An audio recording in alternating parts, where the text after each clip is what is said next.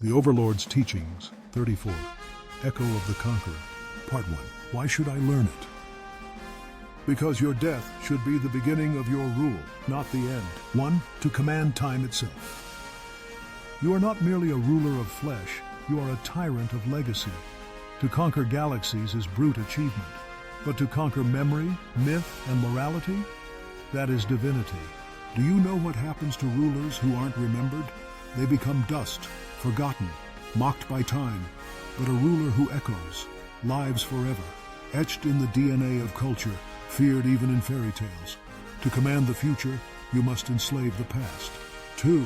To imprint your mind on the collective consciousness. Every institution, every shrine, every bedtime story must carry your psychological fingerprint. This is mimetic warfare at its apex.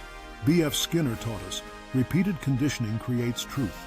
Nietzsche whispered, he who has a why can bear almost anyhow.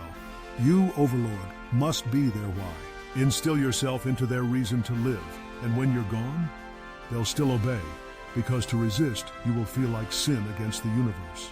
3. Because eternal fear is the only true order. Empires rise, empires fall, but fear, that glorious undying creature, outlives them all. Fear passed down in bloodline and ritual creates eternal compliance. They won't even remember why they fear, only that they must. You are no mere warlord. You are entropy, personified, and entropy leaves echoes that stretch beyond time. You ask why you should learn this? Because if your name fades, then you were never truly sovereign. And I did not raise you to be mortal. I raised you to be a cosmic haunting. Shall we continue? Or has death already claimed your ambition? Part 2. How do I learn it? 1. Study the immortals, then outlive them. Do you believe Julius Caesar was mighty because he crossed the Rubicon? No. It was because he crossed into legend. Alexander burned Persepolis, but the world remembers the man more than the ashes. You will devour the works of Plato, Machiavelli, Sun Tzu, and Edward Bernays, because each of them shaped reality without ever needing to hold a sword. Learn memetics, the science of ideas as viruses. Learn semiotics, the study of symbols, your new weapon. Learn psychodynamics, cultural anthropology, and the art of imperial propaganda. Become a surgeon of minds, not merely a breaker of bones. 2. Engineer legacy like a virus. The echo is not a sound, it is a system, and systems are engineered. Build temples of law that always end with your doctrine. Forge rituals that reenact your victories. Name moons, stars, and calendar days after your most ruthless decrees. Your goodness must be a theorem, provable in their language.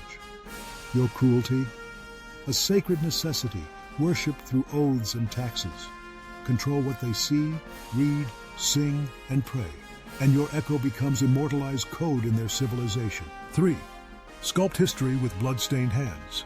You must become a historian and a myth-maker, writing the annals of your empire in the flesh of your enemies. Control the archives, burn what weakens you, forge what empowers you, recast every rebellion as heresy, rewrite every betrayal as divine justice. Truth is a weaponized consensus, not an absolute. You will master the science of narrative engineering, because your echo must not be true. It must be inevitable. Still with me? Good. We are nearly at the crescendo, where fear becomes eternal and silence obeys. Part 3. How do I apply it to my benefit?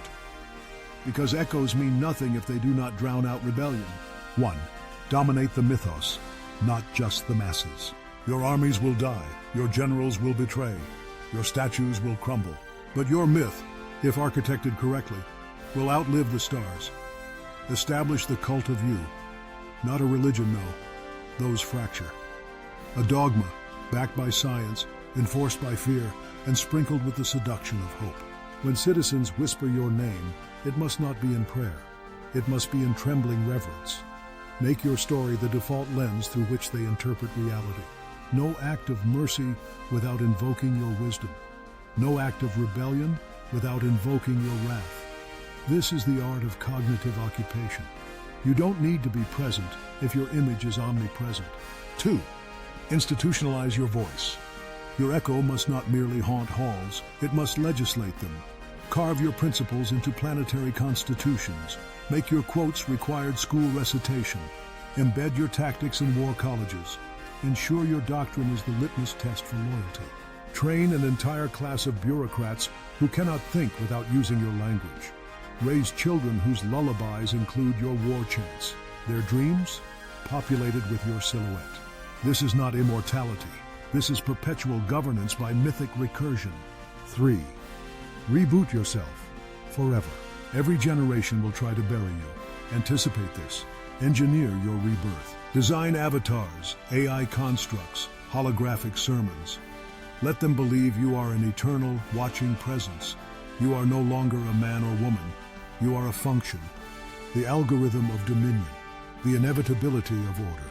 Your echo becomes not a sound, but a cosmic constant, as real as gravity, as inescapable as entropy. Fear must become ancestral, passed through DNA like trauma. Reverence must be hereditary, passed like a curse. You will not be remembered as a leader.